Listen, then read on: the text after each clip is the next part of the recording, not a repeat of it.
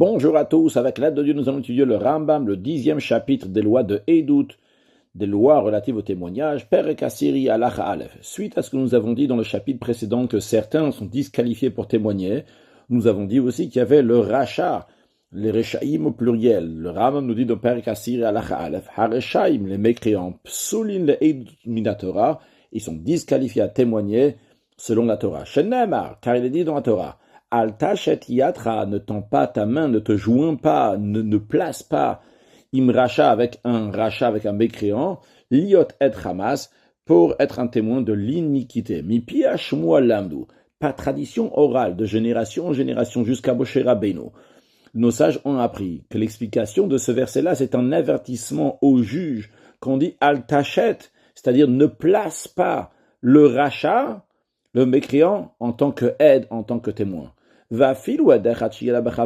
C'est pas seulement un avertissement pour le juge, mais aussi pour un témoin qui est kasher, qui est valable, qui peut témoigner, et qui sait que l'autre témoin qui vient s'associer avec lui, il sait que l'autre, c'est un mécréant. On verra dans la suite c'est quoi le mécréant. Et les juges ignorent sa méchanceté. Asurlole Aïdimo, il n'a pas le droit de témoigner avec lui. Afalpi Sheidutamet, bien que ce témoin-là qui est valable, c'est un témoin il témoigne sur quelque chose qui est vrai. Et l'autre aussi qui témoigne avec lui, il témoigne aussi sur quelque chose qui est vrai, mais juste qu'il n'est pas apte à témoigner. Malgré ça, il n'a pas le droit. Pourquoi?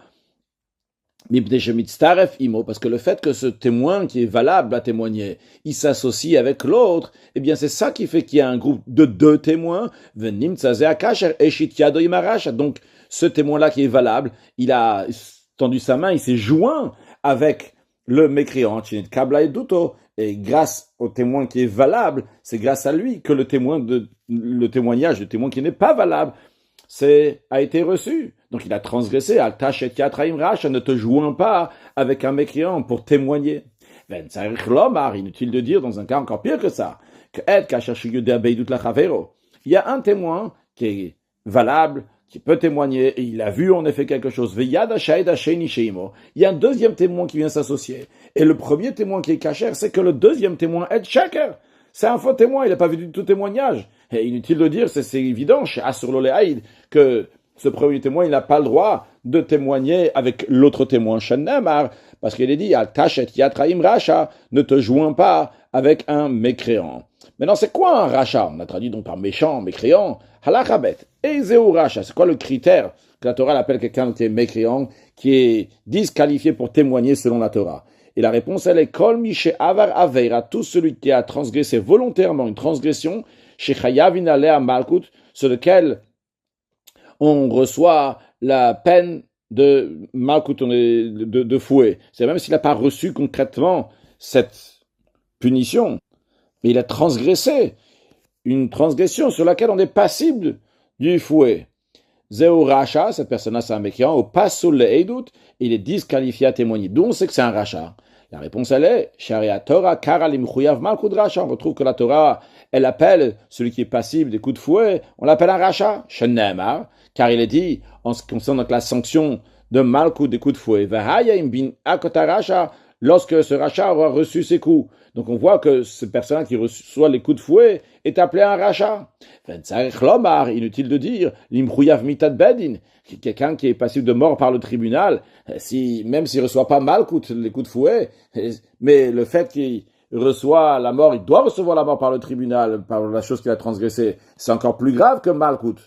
Donc si c'est plus grave que le coup de fouet, c'est évident chez Opasoul qu'il est disqualifié pour témoigner parce qu'il est appelé un rachat. Shenemar, où est-ce qu'on retrouve ça? Il y a écrit Asherou Racha Lamout, qu'il est un rachat, il est un mécréant et il doit mourir pour la faute qu'il a fait.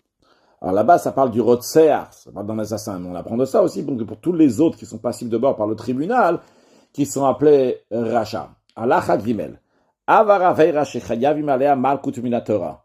S'il a transgressé même une seule fois, une transgression sur laquelle on est passible de coups de fouet selon la Torah, Arezé Pasul Minatora, il est disqualifié à témoigner selon la Torah. Maintenant, si cette punition de recevoir des coups pour la transgression de la Avera, c'était quelque chose qui est des rabbinans d'ordre rabbinique, c'est-à-dire que aussi bien l'interdiction est d'ordre rabbinique et aussi bien la punition de recevoir ses coups sont d'ordre rabbinique. Arrêtez pas celui livré, il est disqualifié, mais non pas selon la Torah, mais d'ordre rabbinique. D'ordre rabbinique, il appelait rachat sur ces choses-là. Voyons la différence.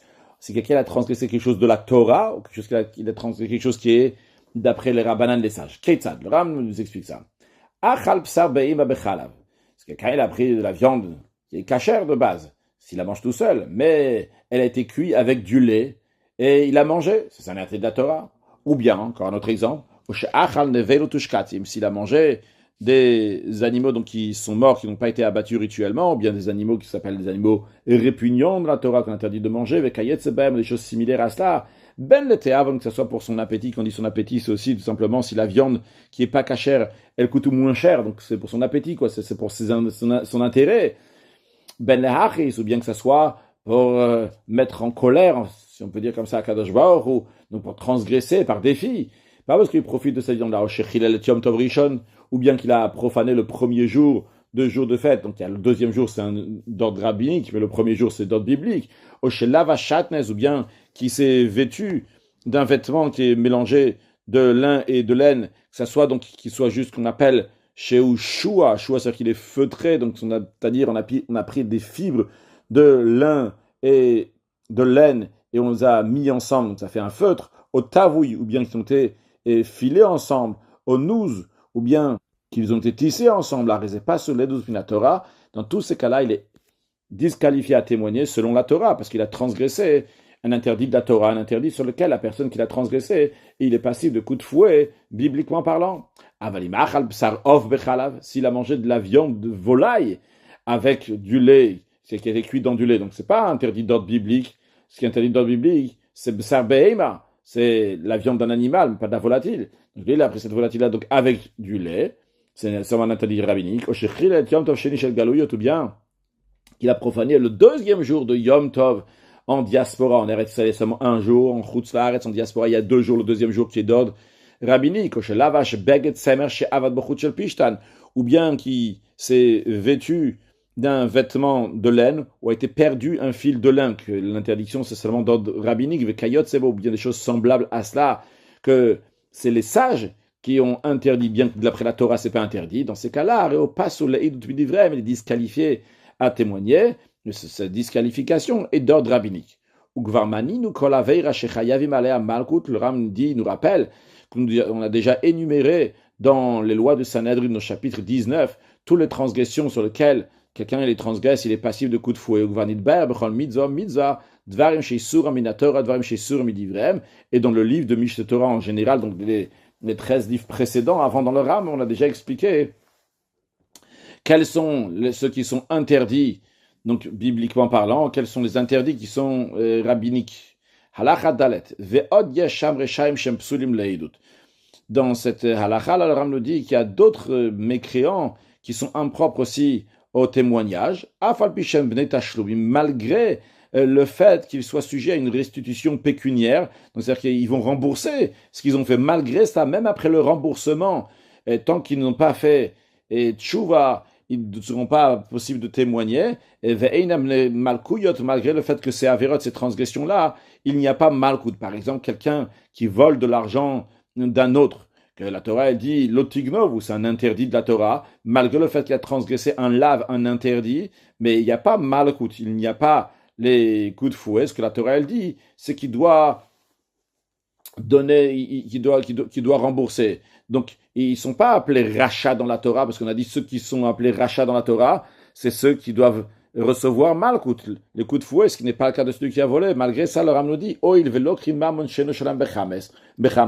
vu que ces gens-là, ils prennent de l'argent qui ne leur appartient pas avec violence, psoulin, ils sont disqualifiés pour témoigner selon la Torah. Shenamar, car il est dit dans la Torah, qui yakum ed chamas, si un témoin violent se dresse, dans la suite il y a écrit donc contre un homme, etc. Donc, on voit que la Torah, elle dit qu'un témoin qui est faux est appelé un ed chamas, un témoin donc qui est violent. Et ceux qui font de la violence, qui gonadonavim, donc par exemple donc les voleurs qui volent en cachette, vagazdanim, des brigands, malgré le fait qu'ils ont rendu ce qu'ils ont volé,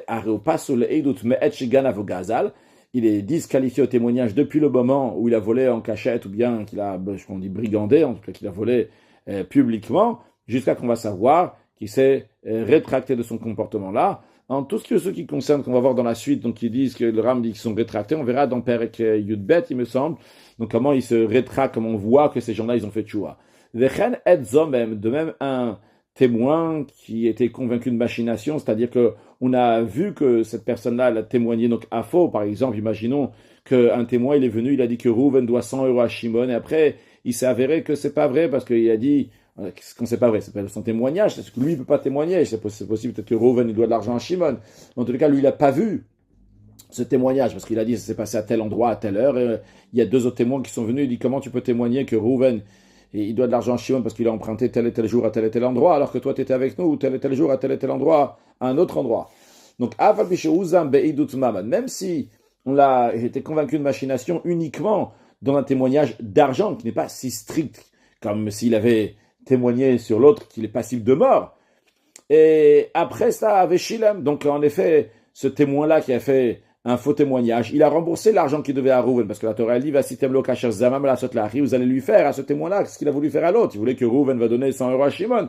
Eh bien, c'est ce témoin-là qui doit donner 100 euros à Shimon, malgré le fait qu'il a déjà remboursé. Il est disqualifié, d'après la Torah, il est disqualifié pour tout témoignage. Quand on dit tout témoignage, c'est même un témoignage qui serait de plus grande gravité. Là, il a témoigné à faux uniquement pour de l'argent. Mais même s'il s'agit maintenant de témoigner pour question affaire de vie ou de mort, eh bien, on va pas lui faire confiance, parce qu'on dit que même dans ça, il va mentir. On va pas dire, ah bon, ça c'est juste de l'argent, là-bas il a menti, mais si c'est affaire de vie et de mort, il va pas mentir. Il est pas saoul, il est disqualifié. Ou mais à partir de quand il devient disqualifié? Mais depuis le moment où il a témoigné au tribunal. C'est-à-dire, imaginons que le premier jour du mois, il est venu témoigner au tribunal que Rouven devait de l'argent à Shimon, et il s'est avéré seulement quelques jours plus tard, seulement quelques jours plus tard, qu'on a vu que c'était un faux témoin. Imaginons par exemple, c'était le 5e jour du mois qu'on a réalisé que c'était un faux témoin. Eh bien, tout ce qu'il a signé comme témoignage entre le 1er du mois jusqu'au 5e du mois, eh bien, on dit que c'est un faux témoignage, dans le sens un faux témoignage. Il n'est pas caché, il n'est pas apte pour pouvoir ce témoignage-là. Vechen, encore le Ram nous dit, Hamal beribit, celui qui emprunte avec intérêt, ou de manière plus précise, les contractants d'un prêt à intérêt. Car en effet, le Ram nous dit, Echad alove echad hamalve, que ce soit l'emprunteur ou bien que ce soit le prêteur. Shenem sulim leedut. Les deux, ils sont disqualifiés au témoignage, parce que les deux, ils ont un avertissement, un interdit de la Torah de prêter avec intérêt, que ce soit l'emprunteur, que ce soit le prêteur. Im ribit ktsutsaasu. Alors, si c'était un intérêt donc qui est fixé par avance, dans ces cas-là, Arem Solim Leidut Torah, ils sont disqualifiés selon la Torah à témoigner, et c'est selon la Torah, c'est biblique. Veim avagribit, et si c'est uniquement ce qu'on appelle donc la poussière d'intérêt, c'est-à-dire des pratiques qui sont assimilées à de l'usure, et c'est interdit uniquement d'ordre rabbinique, dans ces cas-là, Arem Solim Divrem, ils sont disqualifiés d'ordre rabbinique. De même, Kol haover al gazel shel divrem, tout celui qui transgresse sur une interdiction de vol d'ordre rabbinique, Areopas sur les divrem, il est disqualifié pour témoigner d'après les chacham, d'après les sages, donc d'ordre rabbinique. Keitzad, comment ça? Hachamsanim, les extorqueurs. C'est qui? Vemalokrim karka omital tenu sholobir tzana be'alim. C'est des gens qui prennent un bien immobilier ou mobilier d'autres personnes, et c'est pas avec le plein gré des propriétaires, même s'ils payent, eh bien, le psaulim d'ivrei, ils sont disqualifiés d'ordre rabbinique, car ils ont interdit de faire une telle chose. De même, haroim, les bergers, ce soit les bergers qui font paître des petits bétails. Ou bien que ce soit qui font paître du gros bétail, chez l'Atzwan, donc du bétail qui leur appartient à eux-mêmes, que quand c'est leur propre bétail et ils le font paître dans d'autres endroits qui ne sont pas chez eux, ils ont un intérêt que leur bétail va aller paître ailleurs. Comme ça, ils n'ont pas les frais de nourrir ce bétail-là. C'est pour ça qu'on dit chez l'Atzwan, si c'est celui de quelqu'un d'autre, alors à ce moment-là, le berger n'a pas d'intérêt que ce bétail-là va aller paître ailleurs. Arrêt le psoulim, donc ceux-là, donc, ils font paître leur propre bétail ailleurs, eh bien, ils sont disqualifiés. Parce qu'on présume que littéralement, ils tendent leurs mains, donc dans ce qui est dans du vol, et ils laissent leurs animaux faire paître dans des champs et dans des potagers, dans des jardins, donc d'autres personnes qui prennent leurs fruits, ou le firach, leurs produits agricoles, ou le firach, c'est la raison pour laquelle que Stamro, et en général, un berger, même si on n'a pas vu concrètement qu'il est parti dans des champs des autres, pas saoul, il est disqualifié pour témoigner d'après les sages. Et les éleveurs de menu bétail en Eretz Israël, et qu'ils habitent à côté des champs et des vignes, malgré le fait qu'ils élèvent chez eux dans leur cour, et ils ne font pas paître à l'extérieur, malgré ça, psoulin, ils sont disqualifiés au témoignage, parce que c'est l'habitude de ces petits animaux-là de s'échapper et d'aller dans les champs des autres et de les détériorer. Et vu que c'est assez facile d'amener des petits bétails dans dehors d'Eretz Israël, les sages ont interdit d'élever des petits bétails dans Eretz Israël. Mais s'ils sont en dehors d'Eretz Israël, ils sont cachés pour témoigner, parce que les sages n'ont pas interdit d'élever des petits bétails en dehors d'Eretz Israël. En ce qui concerne donc le gros bétail, on a le droit de l'élever partout, même en Eretz Israël, parce que c'est pas facile d'amener du gros bétail dans dehors d'Eretz Israël. En Eretz Israël, on ne peut pas faire un tel décret que le public ne va pas pouvoir tenir à ce décret. De même, Hamorsin, les douaniers, Staman, en général, comme ça, Psoulin, ils sont disqualifiés pour témoigner, c'est d'ordre rabbinique, malgré le fait que les douaniers ils prennent la douane, donc le gouvernement, que le roi il a dit de prendre. Même des sheches katan, on présume qu'en général, ils prennent l'ikachiot d'avarakat bedina malchut, ils prennent plus de marchandises ou d'argent de ce qui est fixé par le gouvernement. Et le surplus, ils prennent pour eux. Si c'était pour le gouvernement, ils ne seraient pas considérés des voleurs, mais ils prennent pour eux. Donc ça, c'est en ce qui concerne les douaniers. Les fonctionnaires du roi qui collectent les impôts fixes, et que tout le monde connaît exactement combien c'est ces impôts-là. Staman, en général, ksherin, ils sont qualifiés, ils sont capables, donc valides pour témoigner. Et si on sait qu'une seule fois même, ils ont pris plus que ce qu'ils devaient encaisser, et le psoulin, ils sont disqualifiés. De même, ceux qui font envoler là, les pigeons, ils ont des pigeons spéciaux qui savent aller prendre des pigeons d'ailleurs et les ramener dans leur pigeonnier. Eh bien, s'ils font ça, Beyishu, dans un endroit qui est habité, donc le fait que c'est dans un endroit qui est habité, il y a d'autres pigeonniers aussi qui sont là-bas, et ils vont, par cela, leurs pigeons à eux, qui sait prendre des pigeons qui sont ailleurs, risquent de ramener des pigeons qui appartiennent à des gens. Absolument, ils sont disqualifiés pour témoigner. Parce qu'on présume qu'en général, ces gens-là, ils volent des pigeons d'autres personnes gratuitement. Alors, c'est pas un vol total. C'est déjà, même l'autre pigeonnier, il n'a pas pris ça, ça lui appartient pas vraiment à lui. Et ils sont venus tout seuls, les pigeons, chez l'autre pigeonnier aussi. Mais les sages, ils ont interdit ça, ils ont dit que c'est considéré comme du vol. Donc, si quelqu'un il fait ça, il est considéré un voleur d'ordre rabbinique, donc il sera disqualifié en témoignage d'ordre rabbinique. De même, ceux qui font du commerce, la 7e année, l'année dans laquelle on n'a pas le droit de travailler la terre en Eretz Israël. Et quand ça arrive la 7e année, tout d'un coup, ces gens-là, ils ont des affaires à faire avec des produits agricoles. C'est des gens qui sont oisifs pendant les 6 ans, dans lesquels il y a de quoi travailler, etc. Tout d'un coup, quand ça arrive la 7e année, littéralement, ils tendent leurs mains, ils commencent à faire du commerce, c'est le matril, c'est ça qu'ils commencent à faire le commerce.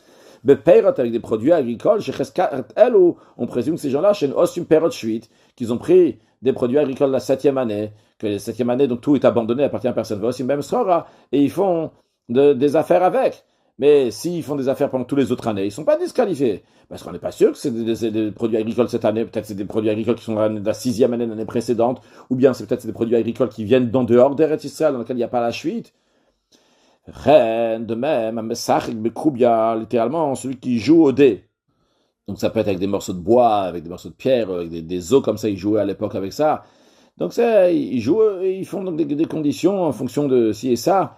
Quand l'autre il va recevoir tant et tant d'argent, eh bien ces gens-là, ils sont disqualifiés à témoigner d'ordre rabbinique. Verrou, mais ceci est à condition, chez l'autre, tiel ou manout elaï, qui n'a pas d'autre métier à part le fait de jouer au dé. Vu que cette personne-là, elle n'a pas à faire, elle ne s'occupe pas de l'établissement de la société, des choses normaux choses normales qui font avancer la société, comme du commerce, des choses comme ça, eh bien,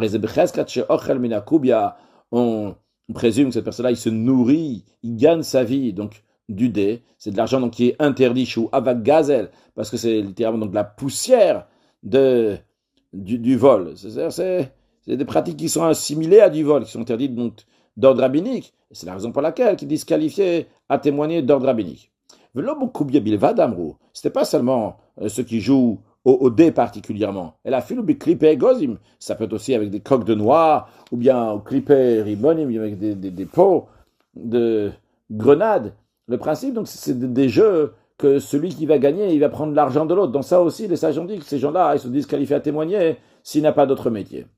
Rien de même, quand on a dit tout à l'heure mafri et yonim, ceux qui font envoler leurs pigeons pour aller prendre d'autres pigeons, c'est le yonim bilvad, c'est pas seulement des pigeons.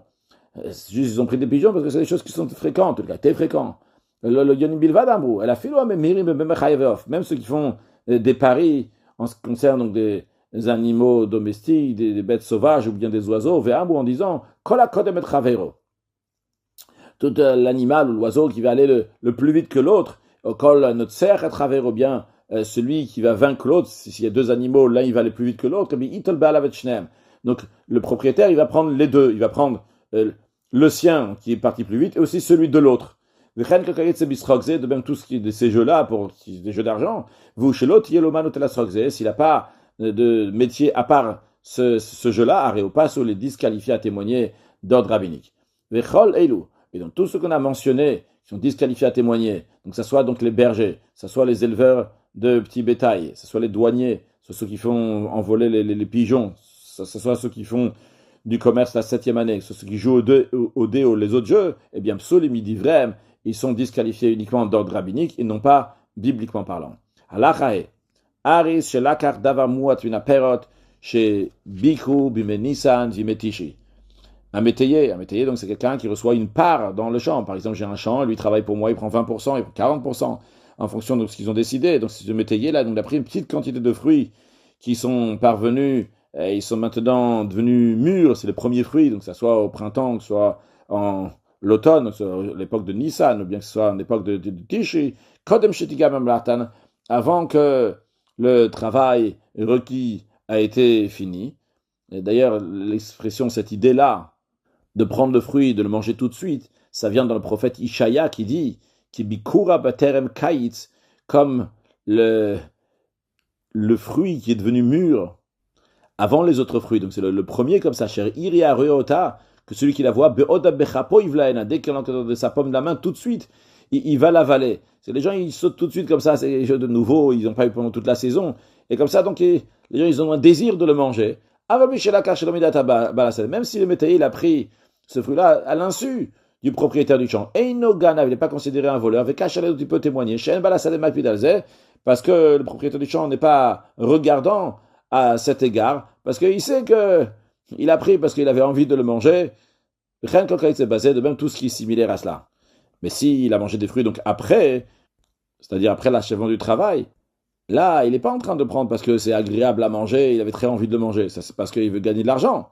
Alors, sur ça, le propriétaire, il est oui regardant, et il serait disqualifié à témoigner. Conclure avec un mot de chassidoute lié indirectement avec ce qu'on a dit. On a dit qu'il faut faire des choses qui sont yishuv shelolam, des choses qui sont là donc pour établir la société. Et dans cette notion-là, il y a le fait de se marier. Ça ne rentre pas du tout dans le même contexte de ce qu'on a dit, mais c'est yishuv shelolam, le fait de se marier à Kadosh Baruch Hu, ce monde-là, loleto bra la shavet yetzara. Évidemment, c'est aussi faire du commerce, aussi avoir affaire avec les gens qui sont autour. Mais l'idée, c'est quoi? C'est de faire une demeure à Kadosh Baruch Hu ici-bas, non pas de se détacher du monde, mais être concrètement dans ce monde-là. Alors ici, dans ce chapitre-là, c'était se détacher du monde de manière anormale, négative. Il est dans des jeux, des choses qui font pas un avancement dans le monde. Mais spirituellement parlant, dans la voie d'Hachem, le but n'est pas de rester dans le spirituel, mais d'amener le spirituel dans le matériel, de manière plus précise, amener la divinité dans ce monde, faire une demeure à Dieu et amener Mashiach Na, une excellente journée.